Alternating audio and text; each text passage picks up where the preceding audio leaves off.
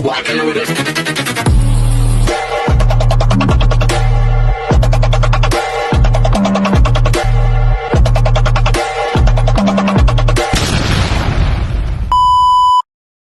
Hi everyone! Good evening! I'm back! It's your Mama Sam dito sa Sam TV. Kamusta naman kayo mga amigo, amiga, kumare at kumpare? Sana lahat kayo ay okay na okay at safe ngayong araw na to. At syempre kung ako naman ang tatanungin nyo, nakikita naman ninyo ang beauty ng Mama Sam ninyo, napaka-fresh overload pa rin. Diba? Ganyan talaga kapag maganda ka. Charot!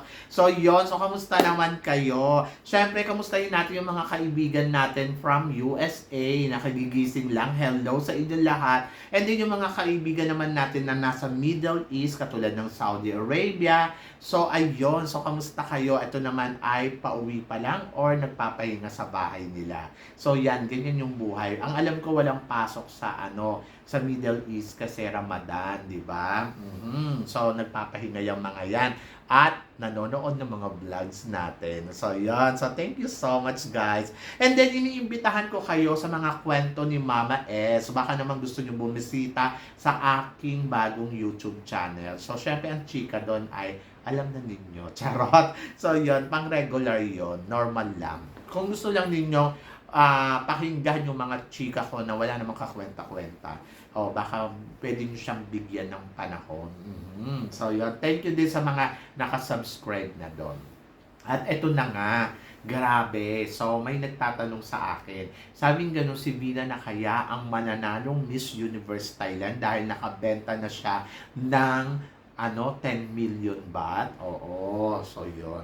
So, tapos may pangalawang tanong, sabing ganon, kung tingin ko daw ba, bakit kailangan pagbentahin ang mga girls sa sa mga ganitong pageant? Di ba? Nakakaloka. So, pag-usapan natin yan para maintindihan natin yung bonggang-bongga. Hindi naman tayo against sa kanila.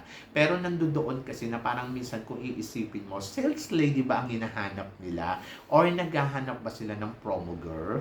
Kasi parang ganun na yung pageant ngayon, di ba? Kung iisipin mo, parang ano ba ang pageant ngayon? So, kailangan ba ang babae kailangan marunong magbenta ng produkto para masabi mo siya ang tatanghalin ng ganitong reyna? Oo, alam naman natin ang pageant ay business. Pero wag naman to the point na sana, alam mo yun, nagmukha na kayong tendera, nagmukha na kayong mga sales lady or promo girl, di ba? Kasi parang doon sa part na yun, medyo nakakaloka. Kasi kawawa si girl. Katulad na lang itong halimbawa, si Vina. Si Vina kasi, parang challenge sa kanya itong pagbebenta niya dito sa Miss Grand product. So, ang akin, wala namang masama yon, pero kasi parang hindi pa to nagiging unfair sa mga kandidata na lalahok ng Miss Universe Thailand. Eh di kasi kung ganito na yung ginagawa nila na parang, ayan, pinapakita nila na they are close to Vina, and then si Vina ay nakaka-penetrate ng ganitong bonggang sales. Kung ako yung magiging kandidata, syempre iisipin ko, ano to, ang bias ba nung laban? Or kailangan ko pa ba lumaban? Di ay appoint na lang ninyo yan, di ba? So yun lang yung sinasabi. Pero ako naman, parang, ang nakikita ko naman dito, kung eto si Vina, ay talagang kaya niyang improve. Siyempre, malaking advantage sa kanya ngayon na nakakapasok siya dito sa Miss Grand, and then nakakabenta siya ng mga product ng Miss Grand, at na-prove niya sa organization kung gaano ba ka-value yung isang Vina at ano ang kaya netong ipasok sa Miss Universe, di ba? So, dito, advantage to kay Vina. Malaking malaking advantage sa kanya to kasi mas malaki na yung tiwala sa kanya ng organization at subok na O, di ba? So, kailangan pa bang mag-compete ni Vina? Kung to be honest, parang feeling ko hindi na kasi na-prove niya na yung sarili niya. And then, sino ba namang hindi matutuwa na nakapasok ka ng 10 million sales sa akin? Nasa loob lang ng 2 linggo. Siyempre, gugustuhin na kita, di ba? So, wala nang dapat i-prove si Vina kasi na-prove niya na yung sarili niya. So, siguro ang kailangan lang gawin ni Vina ay talagang mag-focus na siya doon sa laban niya. To be honest, hindi naman na kailangan gawin to ni Vina eh. Kasi parang feeling ko magaling naman talaga si Vina. Kaya lang, dahil na-challenge sa kanya to, at sineryoso niya ng bonggang-bongga, medyo nakakaloka. So, kung ako yung magiging kandidata ng Miss Universe Thailand, I think hindi ako magjo-join. Kasi parang feeling ko sa inyo na yan. Kayo na lang ang maglaban-laban, di ba? Kasi syempre gagasto sila, mag-e-effort sila, and then pagbebentahin din sila. Ay parang, sino pa ba lalaban sa ganyan? Kumbaga parang, nandoon ako sa part na sana walang ganito, lalo na kung kandidata pa lang yung girls. Kung halimbawa, pinanalo na nila yung girls and then pinagbenta nila, okay yon, walang problema. Pero kapag candidates ka pa lang kasi, parang feeling ko, mahirap para sa ibang kandidata na makita yung ganito. So, i-prove lang nila yung sarili nila. Parang feeling ko, paano kung may dumating na kandidata na sobrang amazing at sobrang grabe at kayang kabugin si Vina. Tapos hindi nanalo si Vina. So anong mangyayari kay Vina? 'Di ba?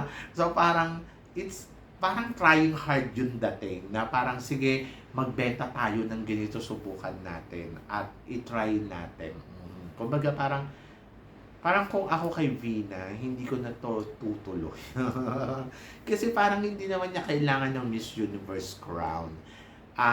Hindi niya kailangan patunayan yung sarili niya dahil sa 3 beses na siyang sumasali sa Miss Universe Thailand, I think nahalaman na ng tao kung ano ang quality na meron ang Vina at wala na siyang dapat i-prove.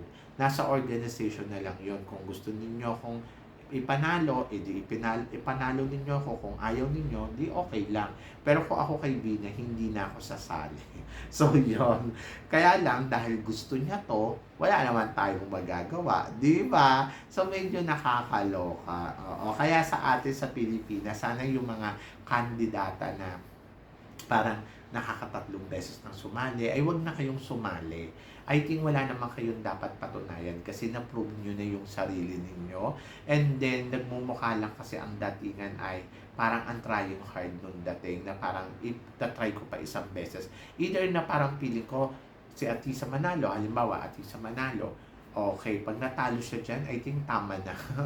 Huwag ka nang sumali kasi parang feeling ko, yung best mo ngayon, parang ginagawa mo na yan eh. Tinotodo mo na eh. Kumbaga, parang nagawa mo na yung ipalong-ipalo yung sarili mo. Tapos ang ending, naging second runner-up ka. So ngayon naman, parang feeling ko, wala ka nang dapat i-prove kasi parang nagawa mo na eh. Ganon. Hindi lang natin alam bakit sa bagay kung CP Awards pa nga, di ba?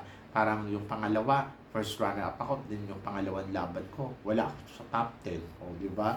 Wala ako dun sa top 5. So, hindi kawalan yun. Hindi masasabi na, ay, ano na siya dun. Pero yung next na laban niya, ayun na, siya na yung nanalo. Pero kasi iba yung destiny ni Via, iba yung destiny ng ibang kandidata. So, tingnan natin, no, di ba? So, advantage to kay Vina sa ngayon, sa nakikita ko na parang malaki yung chance niya talaga na siya talaga ang manalong Miss Universe Thailand. And I think kahit hindi na magkaroon ng pageant, parang feeling ko ngayon pa lang, hindi pa nag-start yung pageant nila, si Vina na ang panalo dyan. Di ba? Sino pa ba ang lalaban? Di ba? So, unfair naman sila kapag hindi nila pinanalo si Vina na nakabeta na ng 10 million. So, ewan ko, hindi ko alam. Pero nandun ako sa part na depende yan. Kung malakas yung loob ng kandidata, go ahead. Kung gusto nilang maging participant, go ahead. Di ba? Magkaroon lang sila ng sinasabi nilang pageant. Pero kung ako, appointed na, pwede na. Ibigay na sa kanya yung corona, wala na munang pageant, and then palabanin natin ng Miss Universe. Kasi she deserve it. So, kung magkakaroon ng pageant, parang feeling ko formality na lang yan. Charot. So, yun. Ewan ko, hindi ko alam. Pero ito yung observation ko, ito yung analysis ko sa mga nakikita ko. Hindi ko alam. Wala akong tinitira o wala akong something but real check lang tayo, di ba? So, disclaimer lang sa mga sinasabi natin. Ando doon lang ako sa part na parang yun yung totoo, na hindi dapat nila pinagbenta na wala pa yung ibang kandidata. Mas maganda yung sabay-sabay silang binigyan ng challenge o sige magbenta kayo dyan and then patunayan nila in 2 weeks, di ba? Hindi yung may nauna na, tapos parang, ayan, kasi nagiging advantage sa kanya to eh. At nandoon, kung ako yung kandidat, ang iisipin ko ay may pinapaboran na sila. Di ba? Ganun yung lalabas eh. Wala yung pinagkaiba. Nakita mo yung babae at lalaki na nandoon sa loob ng kwarto. Tapos nakalak ang pinto. Tapos binuksan mo, anong iisipin mo? Di ba? Na may ginagawa sila kahit wala. Ganon! So, yan! Nakakaloka! Windang naman ako sa mga chikan to. Anyway, so kayo ba guys? Ano guys ang tingin ninyo? So please comment below para malaman ko naman kung ano naman ang chika mo dito sa mga pinag-uusapan natin ngayon. So yon. So syempre maraming salamat sa inyong lahat sa suporta at pagmamahal na binibigay ninyo syempre dito sa channel ko. At sa mga hindi pa po nakaka-subscribe, please don't forget to click like and subscribe my channel at i-click nyo na rin po ang notification bell para more updated kayo sa aking mga chika. Sabi ng ganon, always keep smiling and laban lang. So guys, hanggang dito na lang. Hanggang sa muli nating chikahan. See you tomorrow. Thank you guys.